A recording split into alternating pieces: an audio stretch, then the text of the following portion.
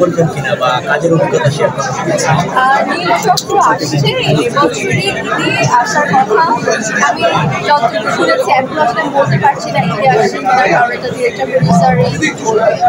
আর কাজ করে আমার খুবই ভালো লেগেছে। আমার মনে হয় যে নীলচক্র মুভিটি দর্শকরা ভীষণ পছন্দ করবে, কারণ আমাকে মুভির আগে কাজল রেখাতে দেখেছে 400 বছর আগের ক্যারেক্টারে। আর এই গল্পটা একদমই আমাদের এই জেনারেশনের গল্প, সোশ্যাল মিডিয়া কেন্দ্রিক।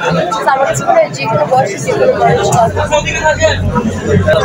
আসলে দুজনের সাথে দুরকম। যেমন রাজের সাথে আমার টানার সাথে হয়েছে, কারণ কাজলটা অনেক প্রসেস ছিল, তো সব কিছু মিলিয়ে। আর রাজের খুবই হেল্পফুল এবং খুবই বন্ধুত্বসুলভ।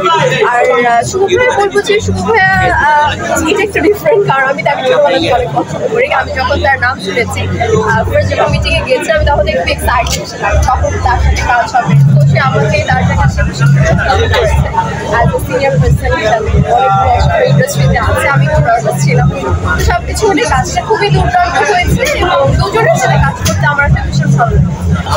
ডিজাইনার ফ্যাশন ডিজাইনিংয়ে করেছি, আর আমার আজ অব্দি যতগুলো আউটফিট বলে, শাড়ি, লেহেঙ্গা, ওয়েস্টার্ন প্যালার, হোয়াটএভার, আমি সব কিছু নিজে ডিজাইন করি এবং ডিজাইন করে আমি ডিজাইনারকে ওকে পাঠাই যে আমি এই ফেব্রিকে এই কস্টিউমটা এইভাবে যাচ্ছি, তারা আমাকে ওভাবে মেক করে দেয়।